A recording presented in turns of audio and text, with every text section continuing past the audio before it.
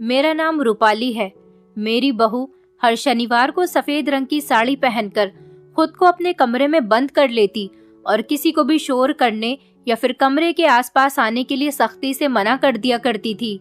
मेरा बेटा भी बाहर से ताला लगा दिया करता था और वो खुद सारी रात दरवाजे के बाहर बैठकर कमरे की रखवाली करता था ताकि कोई भी ताला खोलने की कोशिश ना कर पाए। यहाँ तक कि मेरे बेटे के होते हुए कोई भी कमरे के आसपास नहीं भटक सकता था, क्योंकि मेरा बेटा पहरा ही इस तरह से दिया करता था। ये बात मुझे बहुत अजीब सी लगती थी, जबकि घर में मेरी बड़ी बहू के 2 बच्चे भी मौजूद थे। बच्चे भी अगर कमरे के इर्द गिर्द जाते तो मेरा बेटा उन्हें बहुत डांट दिया करता था। मैं अगर अपने बेटे से इस बारे में कुछ पूछती तो वो मुझे दूसरी बातों में लगाकर मेरे दिमाग से इस बात को निकलवाने की कोशिश करता था, और अगर मेरी बेटी या फिर मेरी बड़ी बहू इस बारे में पूछती तो वो उनको डांट दिया करता था। कहता था कि अपने काम से काम रखा करो। घर में हम सभी लोग अपने बेटे की इस हरकत से बहुत तंग आ गए थे। मेरा बेटा अपनी बहन से कहता कि अपनी भाभी को इस दिन तंग मत किया करो, वरना उसके काम में कुछ परेशानी आ जाएगी। मैं ये सोचकर परेशान हो जाती कि आखिर कमरे को बंद करने के बाद मेरी बहू ऐसा कौन सा पर्सनल काम करती है कि उसके पति को दरवाजे पर पहरा देना पड़ता है। हालांकि इस बारे में तो हम लोगों को बात करने की भी परमिशन नहीं थी। मेरा बेटा हम सब लोगों को डांट दिया करता था। वो कहता था कि इस बारे में घर में कोई भी बातचीत नहीं होगी। हम लोग सोच सोच कर पागल हो चुके थे। बंद कमरे के अंदर ऐसा भी क्या काम होता है जो किसी के सामने नहीं हो सकता, या फिर इस काम के बारे में किसी को बताया भी नहीं जा सकता। मुझे कभी कभी अपने बेटे की पत्नी पर बहुत शक होता था, पर मैं खामोश रहती थी, क्योंकि मेरा बेटा भी तो अपनी पत्नी पर बहुत भरोसा करता था। मैं नहीं चाहती थी कि मेरे बहू बेटे में आपस में लड़ाई झगड़ा हो जाए और फिर इन दोनों का घर खराब हो जाए। और यही सबसे बड़ी वजह थी कि जब मेरे बेटे को ही कोई एतराज नहीं था तो फिर मैं भला क्या कह सकती थी। मेरी हैसियत ही क्या थी। मेरा बड़ा बेटा भी एक्सीडेंट में मर चुका था और मेरे पति भी इस दुनिया में नहीं रहे थे। हम इतने सारे लोगों का बोझ मेरा बेटा अकेला ही तो उठा रहा था। घर की सारी जिम्मेदारी मेरे इकलौते इसी बेटे के कंधों पर थी। फिर मुझे एक दिन अपनी जवान बेटी की शादी भी करनी थी और मेरी बड़ी बहू के 2 बच्चे भी थे जो स्कूल में पढ़ते थे। उनका भी सब कुछ खर्च मेरा बेटा ही देखता था। अब तो उसकी भी पत्नी आ गई थी, उसके अपने भी बहुत खर्चे थे। मेरी बहू वैसे तो नॉर्मल ही रहती थी और रंग बिरंगे कपड़े पहनती थी, लेकिन शनिवार की रात को उसके रंग ढंग ही बदल जाते थे। सिर्फ इतना ही नहीं था, मैंने अपने बेटे को भी बड़ी अजीब तरह से रिएक्ट करते हुए देखा था। वो रात के 10 बजते ही दरवाजे के बाहर बैठकर पहरा देना शुरू कर देता था। मैं एक बार जल्दी ही सो गई थी। फिर अचानक रात के 10 बज रहे थे जब मेरी आंख खुल गई। मैं अपने कमरे से किसी काम के लिए निकली थी और ये देखकर हैरान रह गई कि दरवाजे पर मेरा बेटा बैठा हुआ है। बाहर बहुत ज्यादा सर्दी हो रही है, फिर भी मेरा बेटा खुले हुए आंगन में दरवाजे पर बैठा हुआ था। मैं परेशानी से अपने बेटे के पास गई और उससे कहने लगी, आरुष, तुम इतनी रात को इतनी सर्दी में अपने कमरे के दरवाजे पर बैठकर क्या कर रहे हो? तो उसने मुझे इशारे से खामोश रहने के लिए कहा, लेकिन मैं अपने बेटे को इस तरह से इतनी ठंड में ठिठुरता हुआ देखकर हैरान रह गई थी। मेरे दिल में तो कई तरह के सवाल पैदा होने लगे थे कि न जाने अचानक मेरे बेटे को क्या हो गया। एकदम ही मेरा ध्यान बहू की तरफ चला गया था कि कहीं बहू को तो कुछ नहीं हो गया। जैसे ही मुझे बहू का ख्याल आया, मैंने जल्दी से की स्टैंड में से आरुष के कमरे की चाबी निकालकर ताले को खोलना चाहा, लेकिन ये देखकर तो मैं दंग रह गई कि मेरा बेटा जल्दी से खड़ा हो गया और उसने मेरे हाथ से चाबी छीन ली। उसे बहुत ज्यादा गुस्सा आ गया था और उसने मुझसे धीरे से कहा, मम्मी प्लीज कमरे से चली जाओ, यहाँ पर शोर मत करो। मुझे अपने बेटे का ये अंदाज बहुत ही बुरा लगा था। मैं अपने कमरे में तो आ गई थी, लेकिन मेरा ध्यान अभी भी अपने बेटे की तरफ ही था, क्योंकि वो अभी तक कमरे से बाहर ही बैठा हुआ था। मुझे तो डर था कि कहीं सर्दी लग जाने की वजह से मेरे बेटे की तबीयत खराब न हो जाए। मैं चाहती थी कि मैं अपने बेटे को अपने गरम गरम बिस्तर पर आने के लिए कहूँ, लेकिन शायद वो ऐसा नहीं चाहता था, क्योंकि वो अपने कमरे के दरवाजे के बाहर ही बैठना चाहता था। मैंने सारी रात बड़ी ही परेशानी में गुजारी थी, क्योंकि मेरा ध्यान बार बार अपने बेटे की तरफ ही जा रहा था और मैं कमरे की खिड़की से बार बार अपने बेटे को ही देख रही थी, क्योंकि मेरा बेटा सारी रात कमरे के दरवाजे के बाहर बैठकर ठिठुरता रहा था। लेकिन जैसे ही सुबह के 8 बजे मेरे बेटे ने जल्दी से कमरे का दरवाजा खोल दिया था।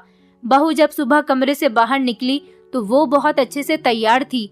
उसके चेहरे पर मेकअप भी था और उसने कपड़े भी अच्छे पहने हुए थे, जबकि रात के टाइम पर उसने सफेद रंग की साड़ी पहनी थी। उसने सबसे पहले अपने पति को कमरे के अंदर आने के लिए कहा और वो कहने लगी कि अंदर जितने भी पैसे हैं वो आप रख लो, क्योंकि मैं खिड़की से ही सब कुछ देख रही थी। और वो खुद सीधी किचन में नाश्ता बनाने के लिए चली गई।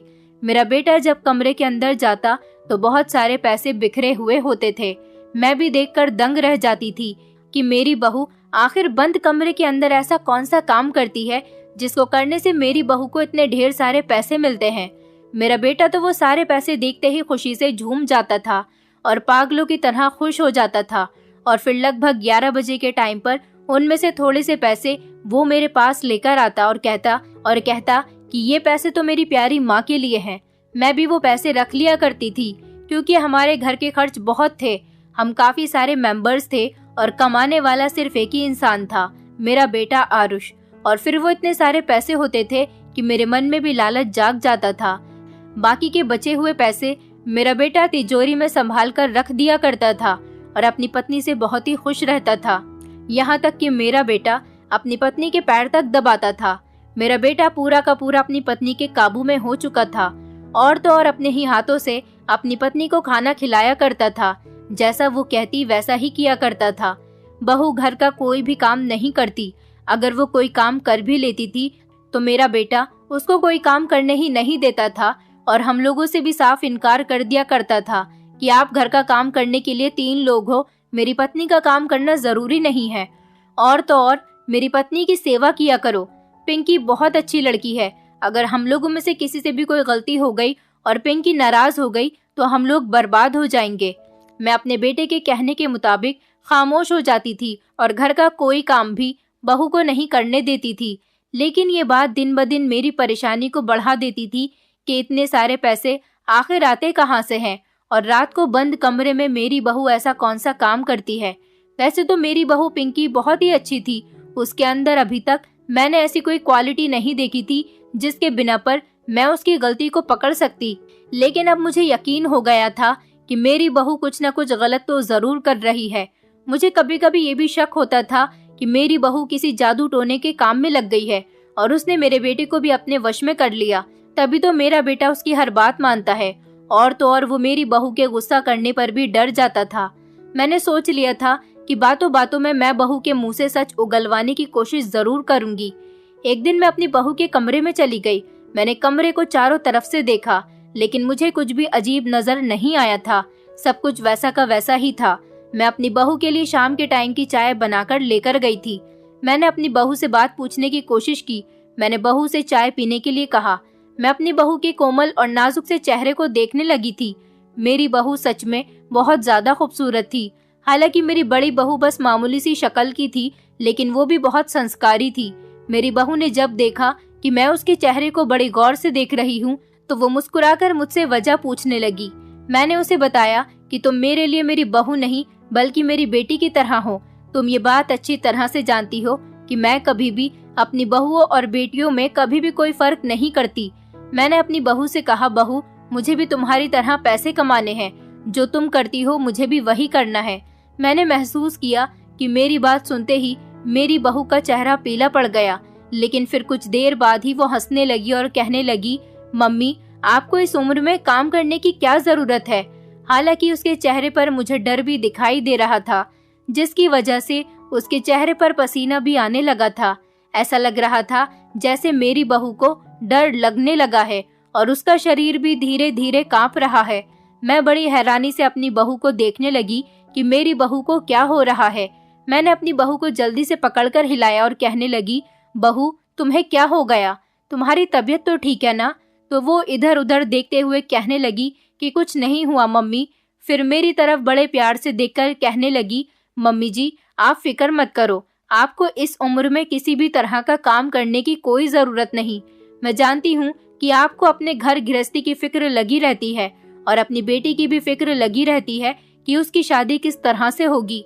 आप फिक्र मत करो, शिवानी की शादी खूब धूमधाम से होगी और उसका रिश्ता भी अच्छे परिवार से आएगा। आपको ज्यादा टेंशन लेने की जरूरत नहीं है। अभी आपकी बहू और आपका बेटा आपके साथ है। हम कभी आपको किसी चीज की कोई कमी नहीं होने देंगे। और वैसे भी जितने पैसे मेरे पास आते हैं उसमें से आधे तो मैं आपको दे देती हूँ। जो हमारा है वो सब कुछ आपका ही तो है। मैं तो अपने पास 1 रुपया भी नहीं रखती। जितने पैसे होते हैं वो आरुष के पास ही होते हैं। अगर आपको पैसों की जरूरत है तो आप मुझे बता दीजिए, आपकी हर ख्वाहिश को पूरा करूंगी। मैंने कहा, नहीं नहीं बहू, ऐसी कोई बात नहीं है। मैं जानती हूँ कि आरुष और तुम दोनों ही इस घर को संभाल रहे हो। मुझे यहाँ पर किसी तरह की कोई परेशानी नहीं है, लेकिन मैं बस ये सोच रही थी कि अगर हम दोनों ये काम बांटकर करेंगे तो ज्यादा पैसे आएंगे और ऐसा करने से हम जल्दी ही अमीर हो जाएंगे। मेरी बात सुनते ही मेरे बहू के माथे पर बल पड़ गए थे। मैं उसके चेहरे के रंग को बदलता हुआ साफ साफ देख सकती थी, लेकिन वो मुझसे नजरें चुराने की कोशिश कर रही थी। वो मेरी बातों को नजरअंदाज करने की कोशिश करने लगी और कहने लगी, मम्मी जी, अगर आपको कोई दिक्कत ना हो तो मैं आराम करना चाहती हूँ। मेरी तबीयत कुछ ठीक नहीं है। अगर आप कमरे से जाओ तो दरवाजे को बंद कर देना। अपनी बहू की बात सुनकर मुझे बड़ी हैरानी हुई थी कि वो बड़े अजीब तरीके से मुझसे बात कर रही थी।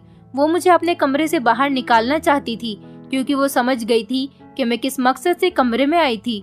मेरी बहू खूबसूरत होने के साथ साथ बहुत ज्यादा चालाक भी थी। फिर मैं उसके कमरे से निकल आई और अपने कमरे में आ गई। मुझे आज उसका बिहेवियर बहुत बदला बदला सा लग रहा था। पहले तो मुझे प्यार भरी बातें कहना, फिर मेरी बातें सुनकर डर जाना और फिर अमीर होने वाली बात पर अपने चेहरे के एक्सप्रेशन बदल देना। यहाँ तो मुझे बहुत बड़ी गड़बड़ लग रही थी। अब मेरे अंदर इंटरेस्ट और ज्यादा जागने लगा था। मैंने सोच लिया था कि अपनी बहू के राज से पर्दा उठाकर ही रहूंगी और वो काम भी सीख लूंगी जिसकी वजह से मेरी बहू पैसों का ढेर लगा रही थी। मैं मौके की तलाश में ही थी। भगवान ने मेरी प्रार्थना इतनी ज्यादा जल्दी सुन ली थी कि मुझे यकीन नहीं हो रहा था, क्योंकि मैं अब जल्द ही अपनी बहू के राज के बारे में जानने वाली थी। कुछ ऐसा हुआ था कि एक दिन मेरा बेटा काम के सिलसिले में शहर से बाहर गया हुआ था और मेरी बहू को भी दिन में कहीं जाना था। वो दिन के टाइम पर कहीं चली गई थी। मेरी बड़ी बहू, उसके बच्चे और मेरी बेटी, ये सब लोग गांव मेरे बड़े भाई के घर पर गए हुए थे, क्योंकि मेरी बड़ी बहू के दोनों ही बच्चों की स्कूल की छुट्टियां हो गई थी और बच्चे कहीं घूमने की जिद कर रहे थे। इसलिए मेरी बड़ी बहू उनको उनके पिता का नानी का घर दिखाने के लिए ले गई। मेरी बेटी भी अपनी भाभी के साथ चली गई थी। उन लोगों ने मुझे भी अपने साथ चलने के लिए कहा था, लेकिन मेरी कुछ तबीयत ठीक नहीं थी, इसलिए मैं जा नहीं सकी थी। छोटी बहू ने देखा कि घर में कोई नहीं है, इसलिए उसने कहा कि मैं आज मार्केट जा रही हूँ। वो अपनी किसी दोस्त के साथ मार्केट चली गई थी। मैं घर में अकेली रह गई थी। मेरे बेटे ने भी मुझे कॉल करके बता दिया था कि वो घर पर नहीं आएगा। मेरे बेटे की जैसे ही कॉल कटी, मैं सोच विचार करने लग गई थी, क्योंकि आज तो शनिवार का दिन था। मतलब तो आज सारी रात मेरी बहू को अपने कमरे में बैठना था, वो भी सफेद रंग की साड़ी पहनकर। मैं यही बातें सोच सोच कर बहुत ज्यादा परेशान हो रही थी। मैं खाना पकाने लगी तो दोबारा से आरुष की कॉल आ गई। उसे मैंने नहीं बताया था कि आज घर में कोई नहीं है, मैं अकेली हूँ। यहाँ तक कि उसकी अपनी पत्नी भी घर में नहीं है। अब की बार कॉल पर जो मेरे बेटे ने कहा, उसे सुनते ही मैं हैरान रह गई थी। आरुष ने मुझसे कहा कि मम्मी, पिंकी मेरा फोन नहीं उठा रही, उससे कहना कि आज शनिवार है और उसे कमरे में सारी रात बंद रहना है। मैं घर नहीं आऊंगा, इसलिए वो कमरे को अच्छी तरह से बंद कर ले ताकि कोई उसे डिस्टर्ब ना कर सके। और मेरे बेटे ने साथ ही साथ मुझे भी कहा कि मम्मी, आप भी कमरे में मत जाना, यहाँ तक कि कमरे के आसपास भी मत भटकना। मैं अपने बेटे की बात सुनकर खामोश हो गई थी, लेकिन मेरे दिमाग में अभी भी उछल कूद हो रही थी। मैं सोच रही थी कि अभी तक मेरे बेटे को नहीं पता कि पिंकी घर पर मौजूद नहीं है। पिंकी मार्केट के अलावा कहीं नहीं जाती थी और आज से अच्छा मौका मेरे पास नहीं था। इसलिए मैंने अपने बेटे की बात को अच्छी तरह से सुन लिया था और उसे अपनी बहू के बारे में कुछ नहीं बताया था। मेरे बेटे ने कॉल कट कर दी थी। मैंने प्लान बनाया कि मैं क्यों ना आज बहू के कमरे में छुप जाऊं और बहू से भी कह दूं कि मैं अकेले घर में बोर हो रही थी, इसीलिए मैं भी 4 बजे की बस से अपने मायके के लिए रवाना हो रही हूँ। और मैंने ऐसा ही किया था। मैंने अपने मोबाइल से अपनी बहू को मैसेज सेंड कर दिया था और एक बच्चे से घर के बाहर ताला लगवा दिया था।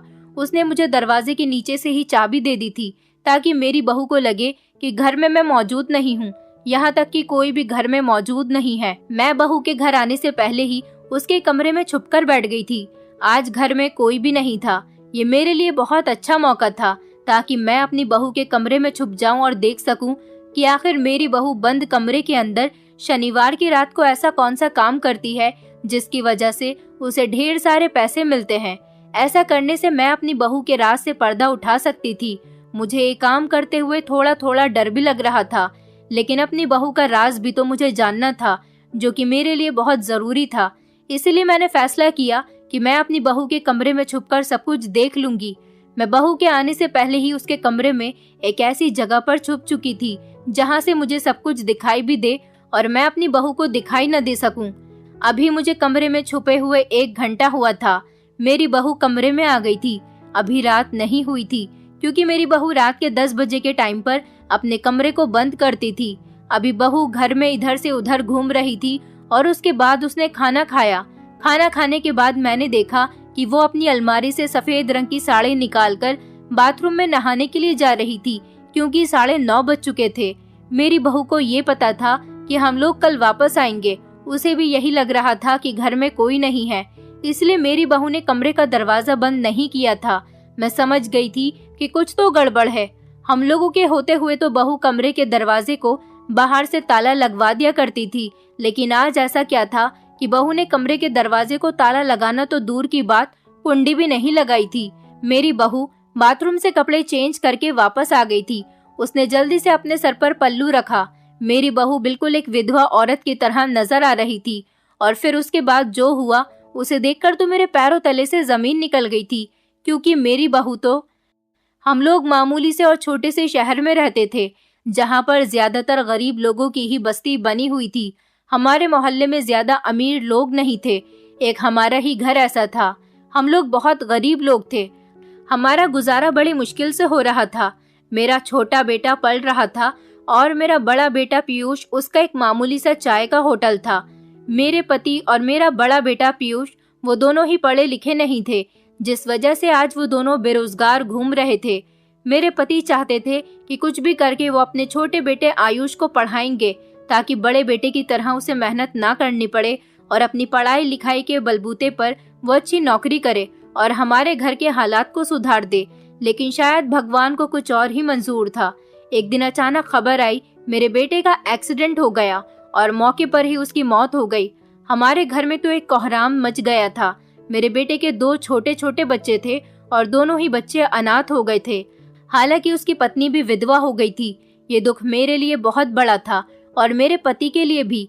मेरे पति के लिए तो ये दुख इतना बड़ा था कि उन्होंने खुद को बीमार ही कर लिया था। जवान बेटे की मौत का सदमा वो बर्दाश्त नहीं कर पाए थे और बीमार रहने लगे थे। मेरे छोटे बेटे आरुष ने इंटर कर लिया था। अब वो नौकरी करने लगा था और 10-15 हजार रुपए महीने में कमा लिया करता था। लेकिन इन पैसों से कोई भी फायदा नहीं होता था, क्योंकि मेरे पति के दवाइयों का खर्चा बहुत ज्यादा था। मेरे पति का इलाज चल रहा था और इलाज के दौरान एक दिन मेरे पति भी इस दुनिया को छोड़कर चले गए। अब सारी जिम्मेदारी मेरे छोटे बेटे आरुष के कंधों पर आ गई थी। मेरी जवान बेटी जो कि पढ़ रही थी, लेकिन घर के ऐसे हालात की वजह से मेरी बेटी ने भी पढ़ाई करना छोड़ दिया था। अब तो जिंदगी रूखी सूखी खाकर गुजर रही थी। लेकिन मेरा छोटा बेटा आरुष बहुत मेहनती था। वो मेहनत करने से कभी भी पीछे नहीं हटा था। बस उसके भाग्य में कभी मेहनत का फल नहीं लिखा हुआ था। कितनी भी मेहनत करने के बावजूद भी उसे कम ही पैसे मिला करते थे। मेरा बेटा कभी भी खाली नहीं रहता था, हर तरह से पैसे कमाने की कोशिश में लगा रहता था। मैं अपने बेटे को बहुत समझाती थी कि जैसा हमारे भाग्य में लिखा हुआ है वैसा तो हमारे साथ होना ही है। तुम अपनी सेहत को खराब मत करो। और फिर एक दिन कुछ ऐसा हुआ कि जिससे हमारी जिंदगी पूरी बदल कर रह गई थी। एक रात के 3 बजे हमारे घर का दरवाजा जोर जोर से बज रहा था। सारे शहर की बिजली गुल थी। दूर दूर तक रोशनी का कोई नामो निशान नहीं था। आधी रात का टाइम था, इसीलिए सभी लोग अपने घरों में सो रहे थे। दरवाजे की आवाज इतनी ज्यादा तेज थी कि मैं घबराकर बिस्तर से उठ गई थी।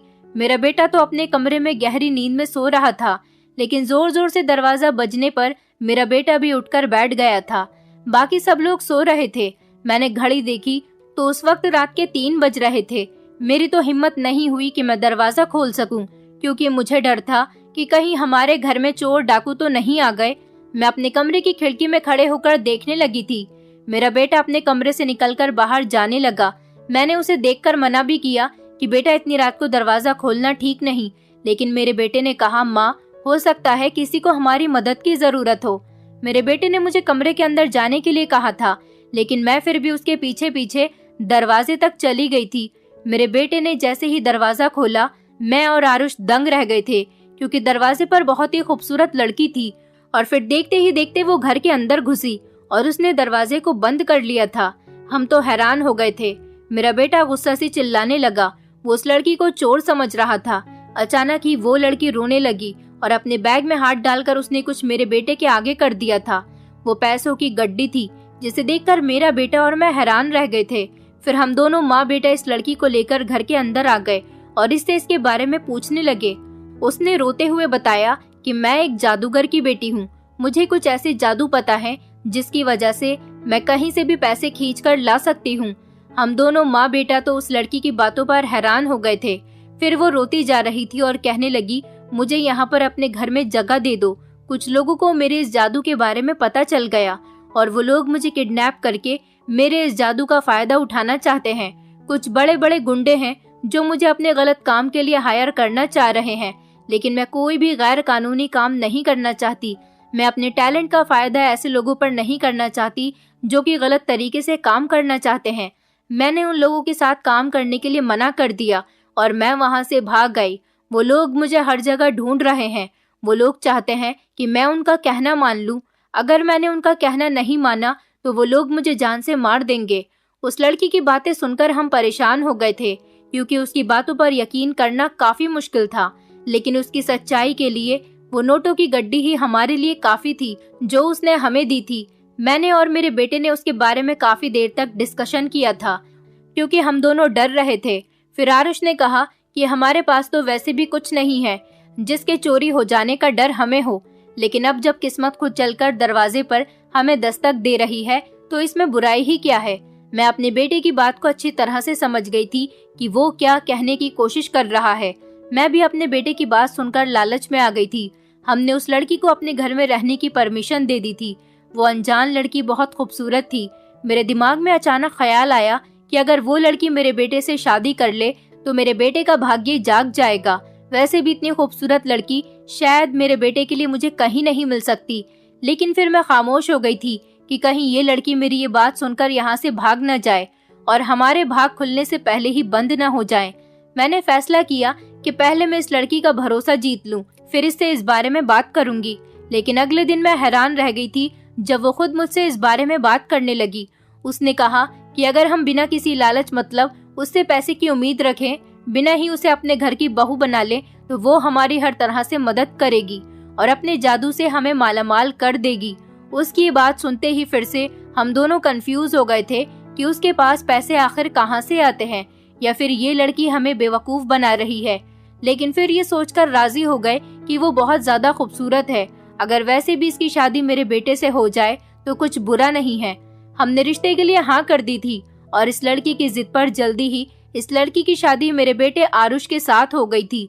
लड़की इतनी ज्यादा खूबसूरत थी कि हमारे घर में सबको पसंद आई थी। किसी ने इस शादी के लिए इनकार ही नहीं किया था। इस लड़की को देखकर लगता था जैसे ये किसी अमीर घर की रहने वाली है। लड़की को कोई काम भी नहीं आता था, लेकिन फिर भी वो घर संभालने की कोशिश कर रही थी। एक दिन अचानक ही हमारे घर पर एक डाकिया आया, जिसके आने पर दरवाजा भी पिंकी ने ही खोला था।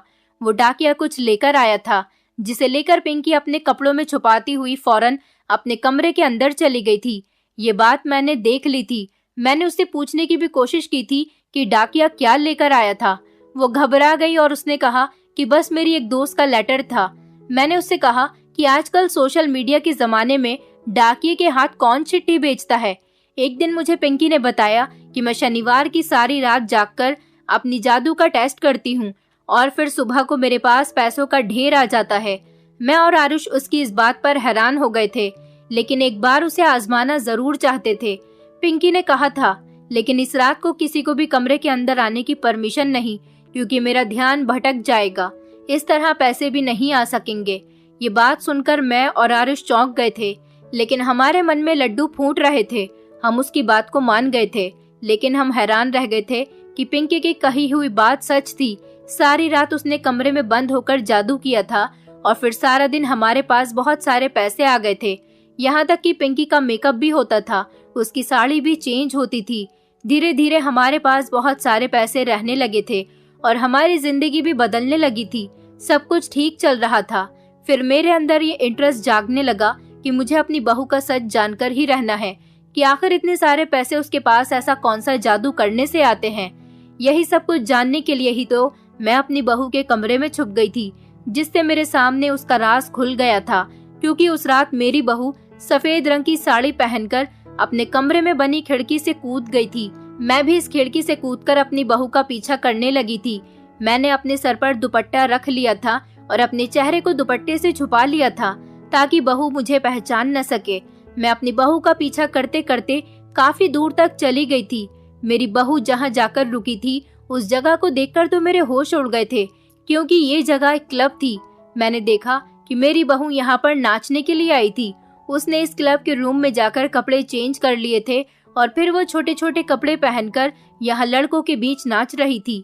मेरी बहू पर लड़के बहुत सारे पैसे लुटा रहे थे और वो सारे पैसे बहू अपने पास रख रही थी।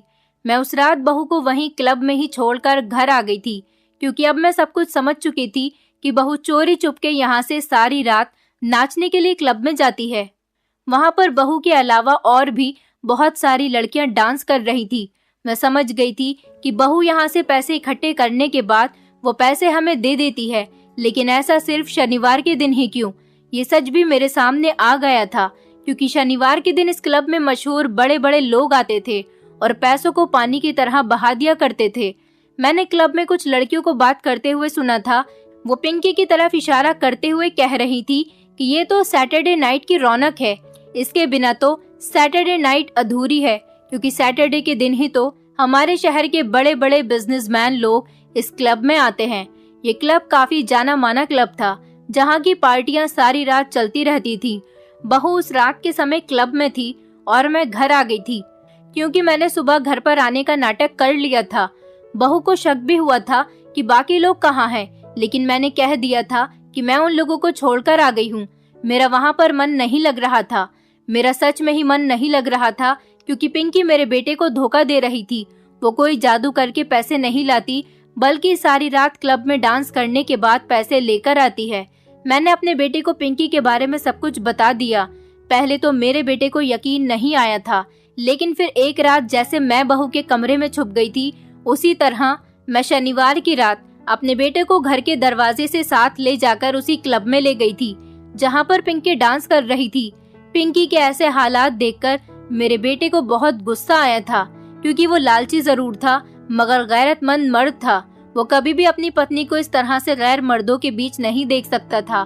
मेरे बेटे ने वहीं क्लब में जाकर पिंकी के थप्पड़ मार दिए थे और उससे कहा था कि तुमने मेरे साथ ऐसा क्यों किया।